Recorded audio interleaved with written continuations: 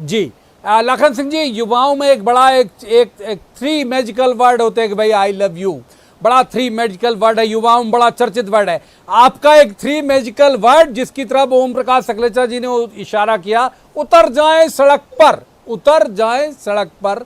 तो ये जो थ्री मैजिकल वर्ड के कारण तो ये स्थिति आई, वो कह रहे हैं कि भाई आपने सुना ही नहीं उन लोगों को।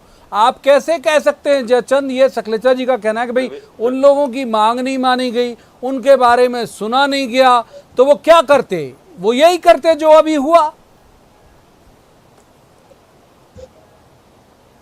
प्रवीण भाई, मैं अभी ओम प्रकाश जी हमारे विद्वान साथी हैं, मैं उनकी पूरी बात को सुन रहा था।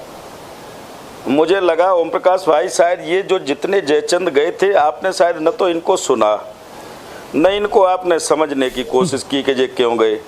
आपने कहा कि ये किसानों के ऋण माफ़ी की बात कर रहे थे और जब इनको सुना नहीं गया तो ये पार्टी छोड़ के उधर चले गए बीजेपी में।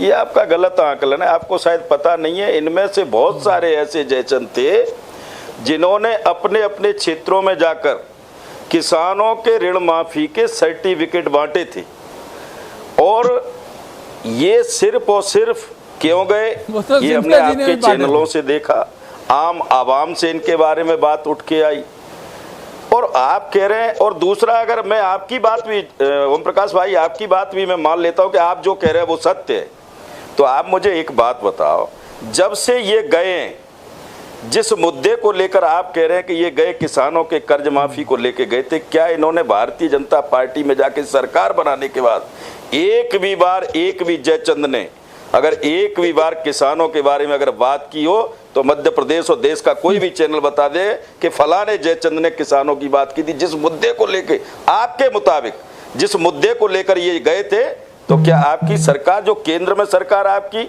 स्टेट में आपकी सरकार, फुल मेजोरिटी में आपने सत्ता को हथियाया, धन बल की दम पे अपनाया, क्या इन्होंने एक भी बार किसी चैनल में जाके कहा, कभी किसानों की बात की?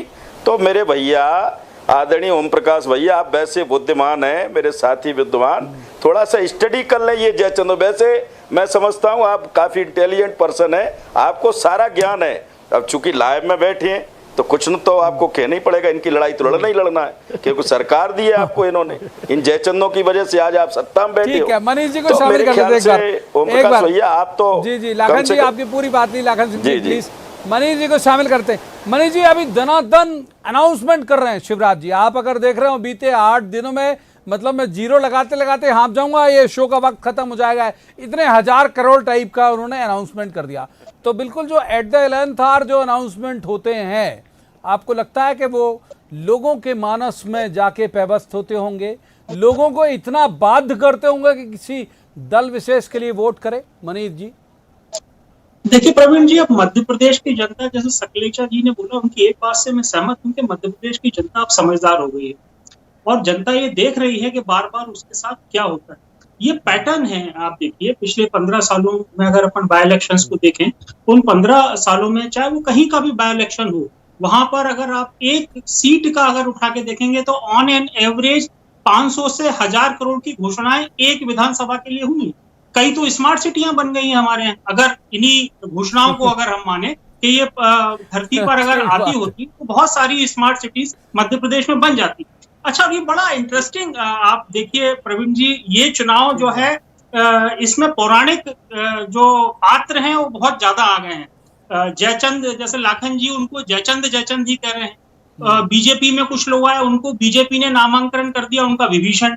आप देखिए मतलब क्या हो रहा है, और ये इस इलेक्शन में, और अभी तो ये जिसको बोलते हैं आज से तो ऑफिशियल अनाउंसमेंट हुआ है, अब ये किस हद तक जाएगा, किस लेवल तक जाएगा, कितने लोग पर्सनलाइज होंगे इसमें जाके, ये अभी देखना है। मगर एक चीज बिल्कुल ये तय मानिए आप कि जो ये बार बार बोला जाता है कि जिन लोगों ने पार्टी छोड़ी और पार्टी छोड़कर वो दूसरी पार्टी में इसलिए आ गए क्योंकि वो काम नहीं कर पा रहे थे, उनको काम नहीं करने दिया जा रहा था और वो जनता की सेवा करना चाह रहे थे, तो मैं क्षमा सहित मैं ये जरूर बोलूंगा कि अगर उनमें सेवा भाव होता तो उनमें से आधे से ज्यादा लोग मंत्री पद बिना विधायक बन के नहीं लड़ते और फिर उन इश्यूज को उठाते। आप देखिए सिंधिया जी वाला जो ठीक है, सड़क पर उतर जाओ वाला शक्लेचा जी का रुख कर मामला, लेते हैं। अतिथि विद्वानों बहुत तेजी से हमारे हाथ से का फिसलता मामला है, था। वक्त की एक पाबंदी है।